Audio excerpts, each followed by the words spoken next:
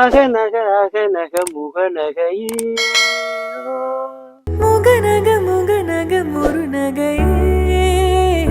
அகம் மலர்ந்தால்தான் முகம் மலரும். பேரரசின் இளவரசியான குந்தவைக்கு படை தளபதியான வந்தியத்தேவன் மீது ஒரு ஈர்ப்பு வருகிறது. அவ்வளவு எளிதில் அதை வெளியில் சொல்லிவிட முடியாது இல்லையா? உங்கள் உயிருக்கு 1000 பொன் விலை.